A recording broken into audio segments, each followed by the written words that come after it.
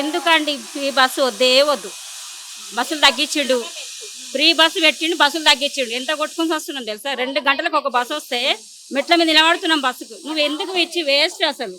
Bus ఫ్రీయే వద్దు మాకు. ఇప్పుడు చేసినా పర్వాలేదు. 1200 పెడితే బస్ పాస్ వస్తుంది మాకు. ఎవరికి ఎవరికి ఇవ్వలేదు, జాబులే ఏం లేవు. ఒక్కరు కూడా మా బస్సులో కళ్యాణ లక్ష్యం రాలే. ఆయన ఉన్నప్పుడు చాలా మంది కళ్యాణ లక్ష్యం వచ్చింది.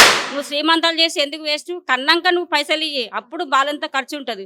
నువ్వు శ్రీమంతం ఏముందో చీర తెచ్చి చేసుకుంటారు. ఎక్కడ ఒక్కరు కూడా రాలే మాకు ఇక్కడ కళ్యాణ లక్ష్మి, అస్సలు రాలేదు. ఆయన ఉన్నప్పుడైనా చాలా మందికి వచ్చి మా బస్సులో వేస్ట్.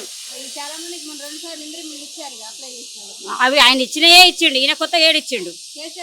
అవి అన్ని కేసీఆర్ ఇల్లులే ఇచ్చిండు. అప్పుడు అయినా శాంక్షన్ అయిన వాళ్ళకే ఇచ్చిండు, ఇంకా మిగతా వాళ్ళకి రానేలేవు. అయినా అందులో ఉన్న వాళ్ళకి కూడా కొంతమందికే ఇచ్చిండు, మిగతా వాళ్ళకి ఇయ్యనే లేదు. మా గల్లీలో 5 మందికి శాంక్షన్ అయినాయి. జస్ట్ ఎలక్షన్లు అయిపోయినా ఇద్దామనుకుంటే ఈడు గెలిచిండు, అయిపోయినాయి. అటు అక్కడ ఉన్న వాళ్ళకి ఇవ్వాలి కదా ఫస్ట్. ఆ ఫైల్ ఉన్నప్పుడు ఆ ఫైల్ ఉన్న వాళ్ళకి ఆ ఫైలే లేదు. ఇప్పుడు ఏం చేస్తాం? నేను చెప్తున్నాను కదా, వేస్ట్ ఈయనే. అసలు